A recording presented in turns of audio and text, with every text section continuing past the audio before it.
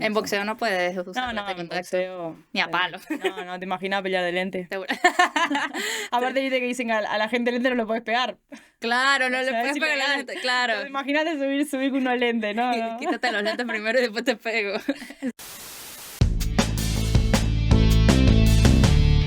Bueno, nada, chicos, bienvenido a este nuevo capítulo de podcast. Llevamos un ratico sin grabar, pero ya estamos de vuelta.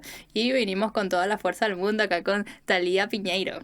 Hola, ¿cómo estás? Bueno, muchas gracias por la invitación, un placer estar acá. Un placer más bien tenerte aquí, Thalía, porque, o sea, desde que el gaucho me habló de ti, me dijo que eras una crack, una dura, una montaña, todo lo que todo me eso te dijo. dijo. Mintió un poquito, pero...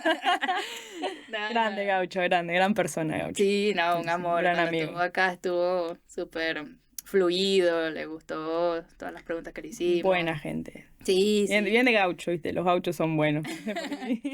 Sí, y bueno, su historia aparte. La que Sí, también sí, tiene supe, una historia casi muy pierde- linda, muy heavy también. Que casi pierde una pierna. Lo estuve molestando en todo el podcast por eso, así como y que cuidado con... Igual le sacaba una pierna, pelea igual con una pierna sola, ¿viste? Claro. Que él Sí, ese es guerrero, ese es guerrero. no Tiene había la garra. chance. Bueno, Thalía, nada, como estábamos hablando anteriormente, me interesa mucho, bueno, desde que te vi, que asistí, primera vez que asisto a una velada ¿Ah, de sí? boxeo, estuvo muy interesante, sí. Buenísimo. El 8 de marzo, que fue, bueno, el Día de la Mujer, ¿cómo te sentiste? Vamos a abrir un poquito con eso. Mira, fue una pelea que la veníamos preparando bastante específica. La disfruté un montón, la pude disfrutar, o sea que en realidad siempre las disfruto, pero en esta ocasión fue como más el foco a eso y también tratamos de hacer algunos trabajos diferentes para pelear diferente en realidad a lo que siempre veníamos haciendo, como para dar un poco algo nuevo. Yo tengo o sea, un estilo bastante aguerrido, que voy para adelante, que tengo mucho volumen de golpeo. En esta ocasión lo que tratamos de hacer es, bueno, bajarle un poco la cantidad del volumen y tratar de hacer un poco más lo que es la potencia, o sea, pegar un poco más fuerte y menos cantidad.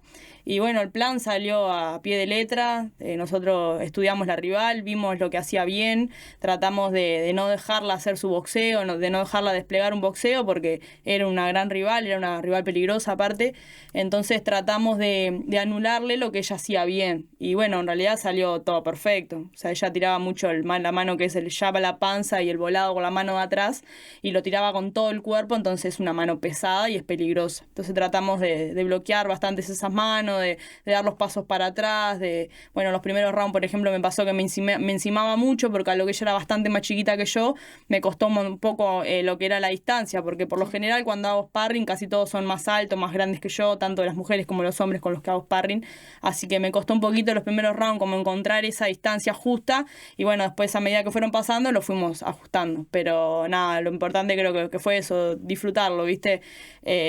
Armamos un buen plan. El plan salió al pie de la letra, así que no tuvimos dificultades, no tuvimos ningún momento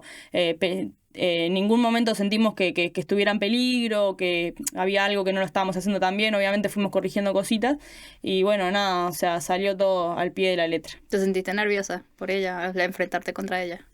Mira, el tema de los nervios en realidad es algo que se trabaja. Yo tengo la suerte de que tengo psicólogo deportivo, que es Marco Gentini, que vengo trabajando con él ya hace casi 2 años, creo que hace. Y bueno, en realidad tenemos muchas cosas que se preparan. O sea, yo trato de preparar toda la parte que es psicológica, emocional y en la parte esa de, bueno, de los nervios, la ansiedad. No quiere decir que no tenga nervios, no quiere decir que no tenga ansiedad, porque si te digo eso te miento. Inclusive yo siempre digo, el día que deje de sentir esa cosa de así de adentro, ese fuego que te quema por adentro, lo dejo de hacer, porque si no sentís eso, ¿qué sentido tiene? ¿Entendés? Claro. Hacer algo. Entonces sí, nervios sí siempre, es normal, es parte de, inclusive... es esa cosa como en la panza, como en el pecho, como que te vienen un montón de cosas. Obviamente que yo los tengo muy controlados y sé hasta dónde los puedo sentir, por decir así, porque no dejo que me dominen. O sea, no permito que eso dificulte a la hora de cuando estoy arriba del ring, porque cuando suena la campana todo eso desaparece y soy yo y ella y mi esquina y no existe más nada afuera. Entonces... sí sentí nervios, siempre siento nervios en todas las peleas, siento ansiedad, siento miedo, siento un montón de emociones, siento felicidad, siento tristeza, siento un montón de cosas que bueno, que como te digo, cada vez que va pasando las peleas, voy tratando de identificar mejor lo que siento, porque también es importante eso, saber qué es lo que estás sintiendo, saber si es miedo, si es ansiedad, si es nervio, si es lo que sea, identificar cuál es la emoción que sentís para trabajar en base a eso, porque también depende de cómo estés, de cómo te sientas, es los trabajos que hacemos de calentamiento. Si yo estoy muy ansiosa, por ejemplo, ya la ansiedad gastas un montón de energía. Entonces no puedes hacer un calentamiento muy largo porque subís al ring y subís agotado. Entonces tratamos de eso, de identificar cuál es la emoción que siento antes de subir para en base a eso, porque siempre, ¿cómo te sentís? ¿Cómo estás? Hacemos algunos ejercicios, a veces calentamos más rato, a veces calentamos menos. Me preguntan, bueno, ¿hacemos un poquito más fuerte o más rápido, algunas manoplas o algo?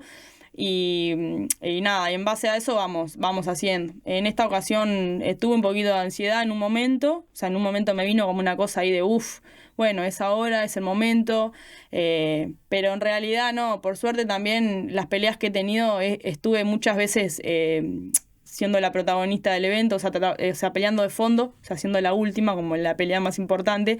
Entonces, ya viví como esa cosa de, por ejemplo, cuando peleé por el título la primera vez, esa fue la vez que estuve más nerviosa, que me acuerdo que se me durmieron las piernas, o sea, sentía todo un cosquilleo en las piernas, y hicimos unos trabajos ahí de aceleraciones, unas cosas como para que la sangre bombeara, para que circulara mejor, y bueno, ahí me bajó un poquito, pero fue la vez que estuve más nerviosa, fue la primera vez que peleé por el título Fede Latin, que esa vez sí fue como mucho nervio, mucha ansiedad tuve. Pero después, en realidad, como te digo, es manejable. O sea, sí siento, pero es algo que por suerte lo he podido manejar. También tengo herramientas porque trabajo un montón con el psicólogo. Entonces, hacemos un montón de cosas también. Preparamos lo que es las visualizaciones, lo que es la meditación, lo que es tipo, el enfoque, el foco, todas esas cosas. Entonces, por suerte lo podemos manejar de manera correcta. ¿Ya habías tenido el psicólogo anteriormente o te lo colocaron recién? No, mira, yo vengo trabajando con Marco ya hace 2 años, gracias a Gabriel Velela, que era boxeador, era entrenador de Chris Namud, que es uno de los mejores entrenadores de acá de Uruguay, que él siempre nos da una mano, está ahí, inclusive él estuvo en mi esquina, él me consiguió a través de Box por la Vida, me consiguió con Marco. Fui unas par de sesiones, después Marco por temas laborales renunció a Box por la Vida y yo sigo trabajando con él, o sea, hablé con él y él me dijo que bueno, que le gustaría seguir trabajando conmigo fuera de lo que era Box por la Vida, así que seguimos trabajando en el consultorio, en la casa de él, que tiene su consultorio, y gracias a Dios, o sea, él decidió seguir también brindándome sus servicios y sigo trabajando con él. Bien, sabes que te había mencionado de, bueno, todo este tema ya un poquito personal, arrancando desde lo que fue tu experiencia de esta última del 8 de marzo. Nada, el tema de esa parte, digámoslo de alguna forma, como te mencioné, oscura del boxeo, pero no oscura de mala forma, sino qué es lo que, en tu caso, siendo mujer, una boxeadora, qué es lo que se enfrenta. O sea, mi pregunta sería, ¿cómo ha sido tu relación con el boxeo a lo largo de tu vida? Mira, el otro día leí ahí un texto que sentí como que me identifiqué un montón, me reía porque era como súper loco, pero es verdad, el boxeo, la relación que tengo con el boxeo es como un amor tóxico. Sí, tal ¿Cómo cual. así? Así, tal cual. Es lo mejor que te pasa en la vida Sí. y también es lo peor. Ok. Te hace feliz por momentos, te da las mayores felicidad y también te da las mayores tristezas. Muchas veces he querido dejarlo, abandonarlo, Sí. o sea, dejar de hacerlo porque me dolía un montón, pero me daba cuenta que si no, no podía seguir. Entonces es como un amor tóxico, ¿viste? Sí. Estuve muchas veces en el punto de decir, listo, no quiero más esto, no lo quiero hacer más, lo quiero abandonar. Por el tema de, tanto en la parte emocional, física, porque sufrís un montón, sufrís con a veces que te duele todo, que estás cansado, que bueno, obviamente hoy por hoy acá en Uruguay es casi imposible, voy a decir, vivir del boxeo, entonces también tenés que trabajar, también tenés que tener un montón de otras responsabilidades y no podés dedicarte 100% al boxeo. Entonces muchas veces lo que es, por ejemplo, trabajar 8 horas en un lugar, lo que sea, que te gasta un montón de energía, de tiempo, de de cabeza, de un montón de cosas, y después tenés que ir a entrenar y a veces vas agotado, cansado, encima vas, porque a veces vas y hay sparring, no hay, vas a que te peguen, porque ni siquiera tenés a veces la energía o el físico para poder ni siquiera defenderte, entonces a veces vas a que te peguen, básicamente es eso. Y después, nada, o sea que muchas veces también es muy injusto porque es un deporte de apreciación, entonces muchas veces no depende de vos ganar o no ganar. Obviamente todos queremos ganar y a veces ante la frustración del perder es muy difícil revertir esos... si te quedás como en esa y si te quedás con ese resultado es muy difícil revertirlo y también te genera mucha angustia porque uno se prepara un montón para las peleas, tanto uno como los rivales también, obviamente, ¿no? Pero uno siempre lo vive desde adentro. Entonces, a veces decirte, me preparé un montón, inclusive a veces sentir que ganaste, Sí. y bueno, que los jueces dicen que no, que ganó el otro. ¿Entendés? Entonces esas cosas también te frustran un montón y te duelen también, ¿no? Porque si vos, yo me rompí el alma por hacer esto, lo hice bien, siento que le gané y le dan la pelea al otro. Entonces en esa parte también a veces es injusto porque es un deporte de apreciación. Entonces el humano se equivoca muchas veces. Entonces a veces es lo que ve el ojo humano. A veces ni siquiera es...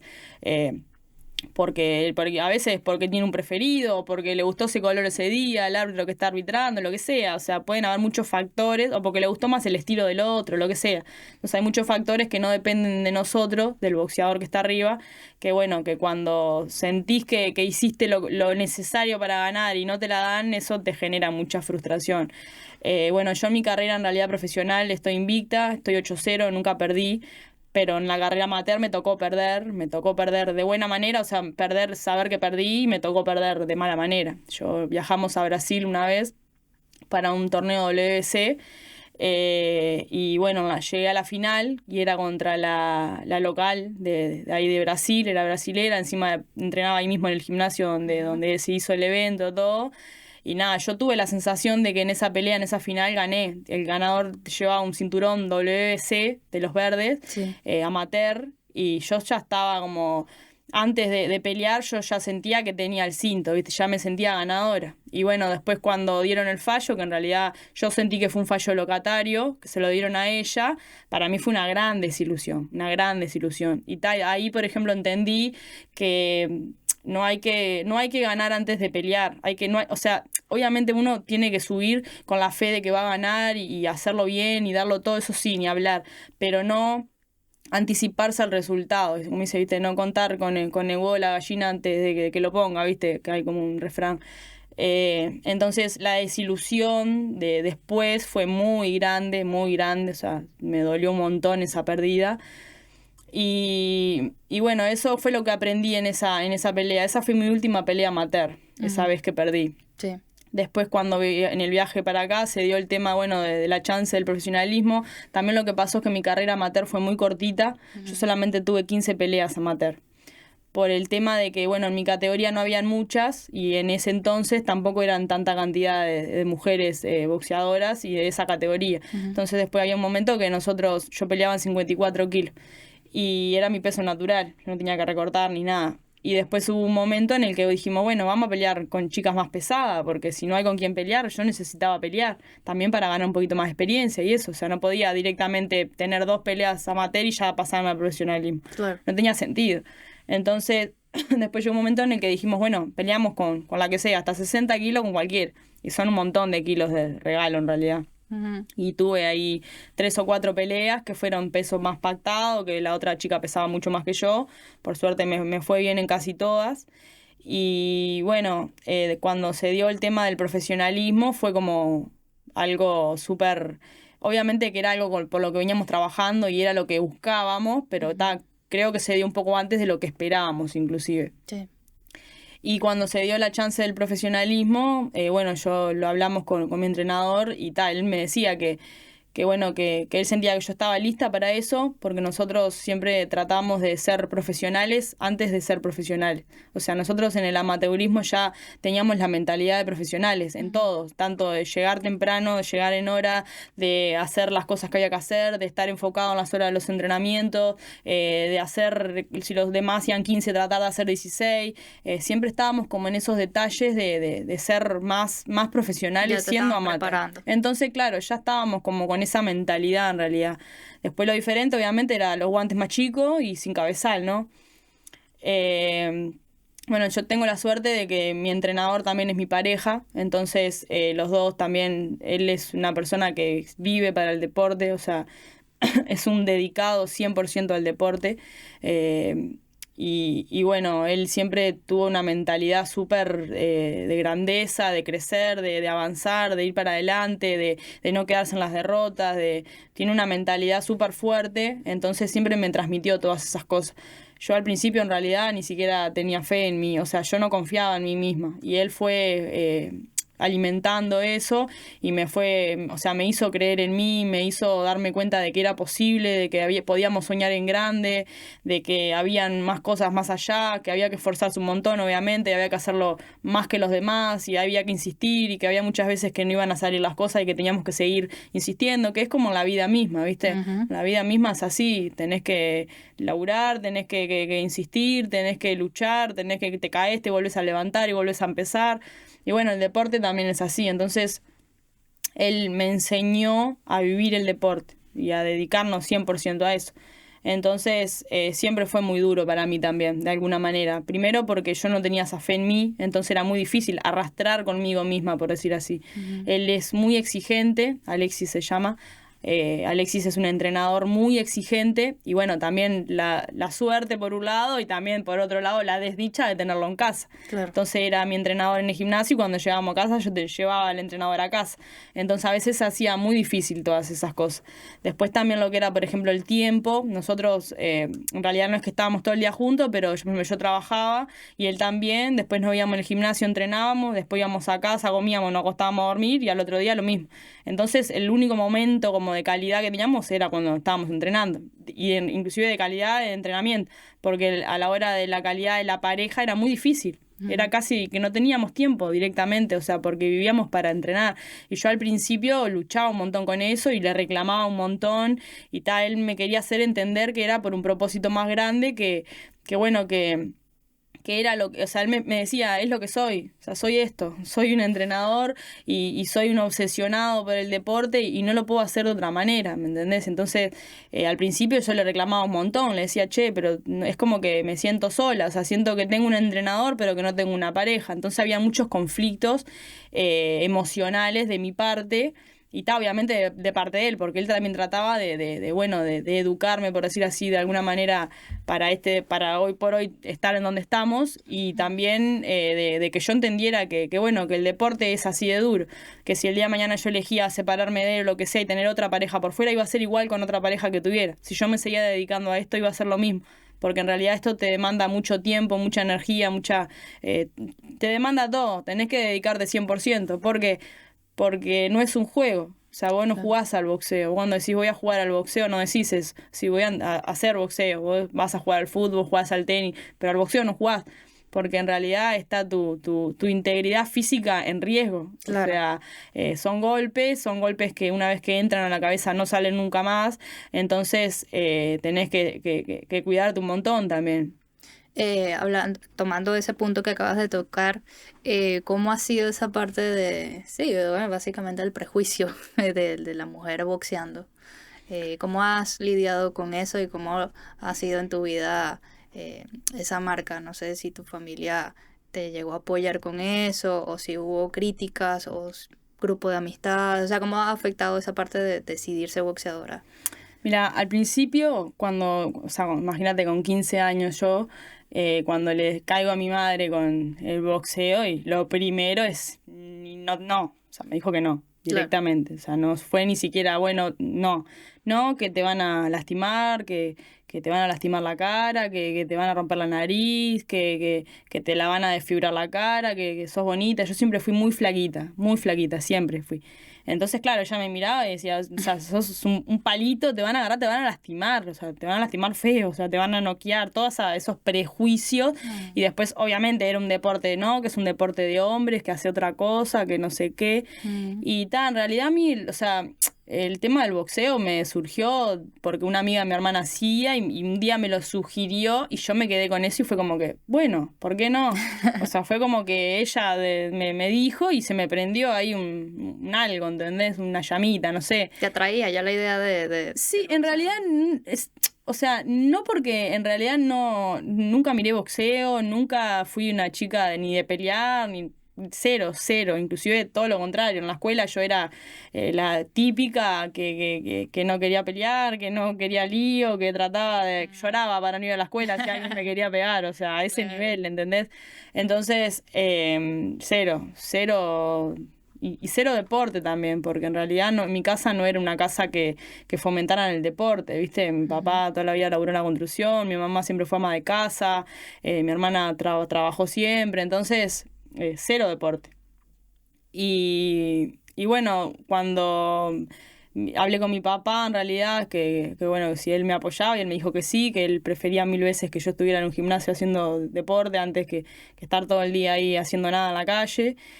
Y bueno, fui al gimnasio en realidad tuve la suerte de que el lugar al que fui la primera vez era como más un hogar que en sí un gimnasio, porque y el entrenador era más un padre que un entrenador. Carlos Balestrino se llama él, yo hasta el día de hoy tengo relación con él, hablo siempre, le mando mensajes, él me escribe, me manda mensajes cuando peleo, me da consejos, o sea, como que siempre está ahí. te apoya, sí. Sí, siempre, siempre. Y entonces, claro, yo caí en ese gimnasio y fue como una familia también, ¿viste? O sea, Carlos hizo como un papel de padre y los chiquilines también siempre trataba, o sea, él trataba de enseñarnos siempre lo que era la hermandad, lo que era el compañerismo, lo que era el grupo, tratar bueno, de estar el uno para el otro. Él siempre nos aconsejaba que, bueno, que no sé, que le escribiéramos al compañero a ver por qué no venía, que si precisaba algo el otro tratáramos de ayudar. Siempre trataba de fomentar lo que era eso, lo que es, no sé, como más familia, ¿viste? Trataba de unirnos, de encontrar en el gimnasio capaz ese refugio que muchos chicos no tienen en la casa. Y bueno, en realidad eso, o sea, me enamoré de eso también.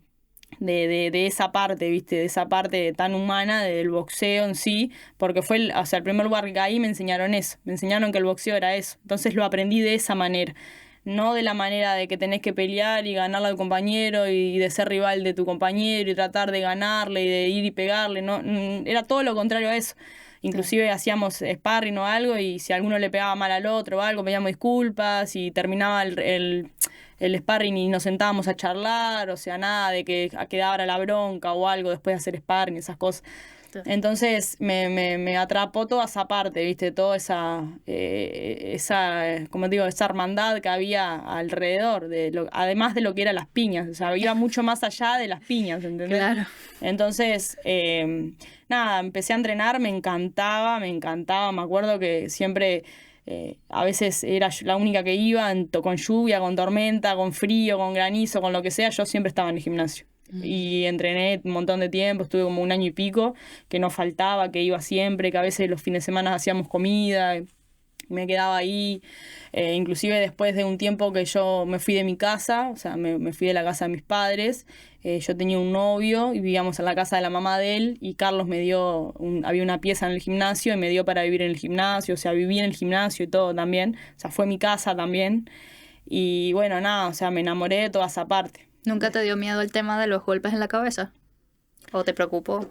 No, en realidad, no, así de preocuparme, decir, no, en realidad lo que siempre aprendí, por decir así, es lo que uno se tiene que cuidar. O sea, obviamente que el peor enemigo de un deportista es uno mismo. O sea, si vos tenés que cuidarte lo más que puedas. Obviamente que yo sé y tengo claro que a la larga los golpes afectan. O sea, no hay chance, no hay manera de que no.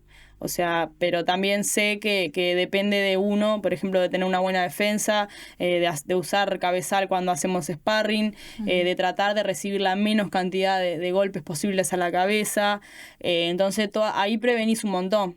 porque no es lo mismo que hagas 1 o 2 veces por semana hagas sparring y que lo hagas sin cabezal a que lo hagas con cabezal. Claro. O sea, el impacto es mucho más directo si no lo hace con cabezal. Y conozco muchos boxeadores que hacen sparring y que no se ponen cabezal, y eso me enoja un montón, porque en realidad ahí está tu peor enemigo, sos vos mismo. Porque en realidad, obviamente que los entrenadores tienen la obligación de cuidarnos, eso sí, pero en realidad nuestro propio, o sea, el peor enemigo somos nosotros mismos. Claro, porque si nosotros no nos hacemos responsables de eso, de comprarnos un buen cabezal, que sea de nosotros, que sea nuestra medida, de usar guantes que estén sanos también, tanto para cuidarnos las manos nosotros como para cuidar a los compañeros.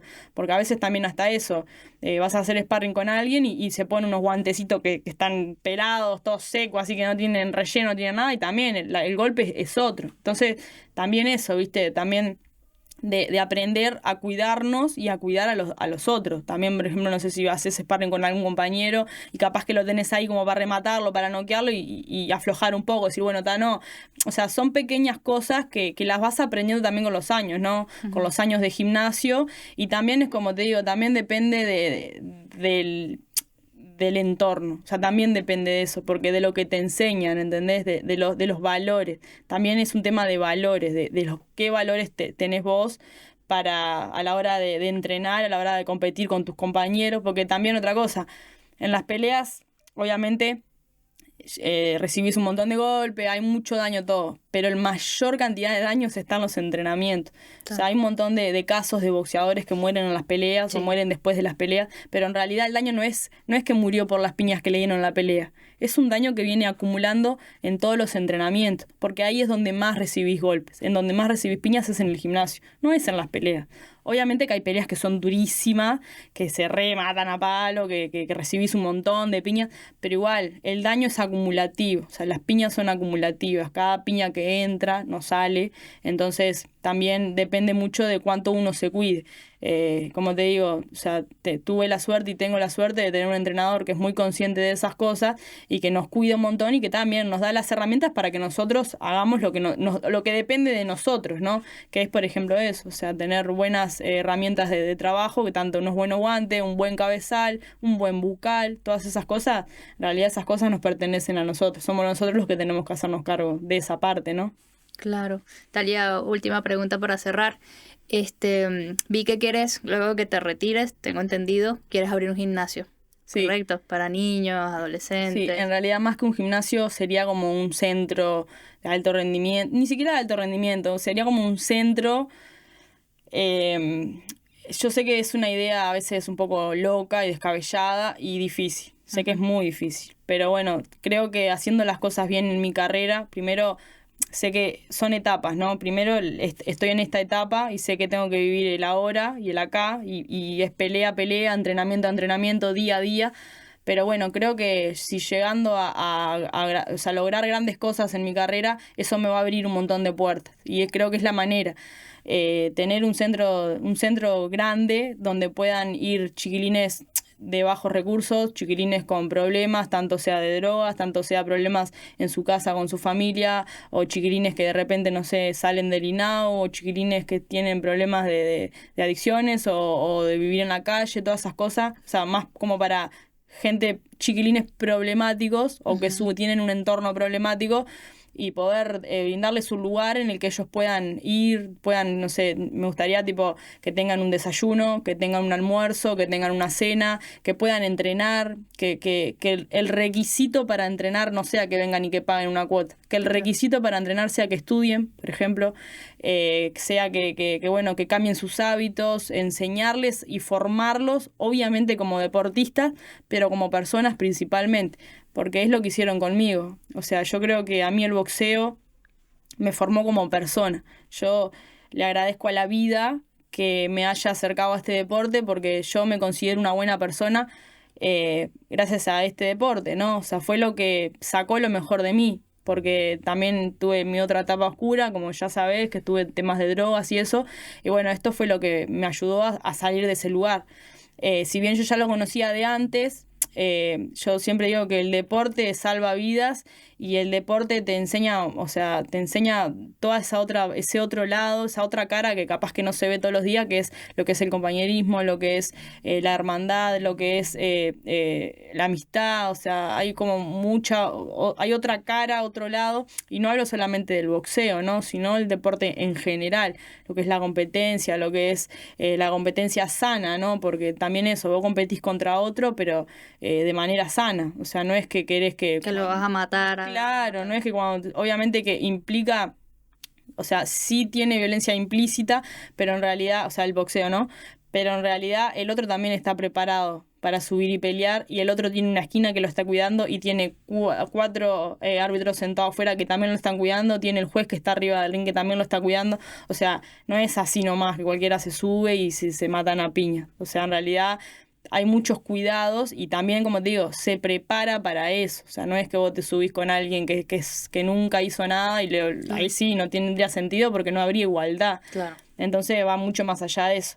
Y bueno, nada, esto del centro que me gustaría es tipo eso, que tenga como otros recursos, que pueda, por ejemplo, también tener un nutricionista, que pueda tener un psicólogo, o sea, atacar todas esas otras áreas que están, sí, que en realidad acá en Uruguay, por ejemplo, eso no hay. Yo sé que no hay, y yo sé que en otros países hay, y que es posible, y que sí que es muy difícil y que va a llevar muchos años, pero tengo la fe que lo voy a lograr. O sea, lo voy a lograr, tengo la fe y tengo la certeza de que lo voy a lograr. Yo sí creo que lo vayas a lograr porque aparte realmente, no sé, te veo mucha chispa allá en ese aspecto y nada, se nota el cariño de la gente hacia ti, hacia lo que haces, que te conoce. Eso está de más, eso está de más. Sí. Aparte también yo vengo de un barrio así súper... Casaballe, ¿no? Sí, de Casaballe.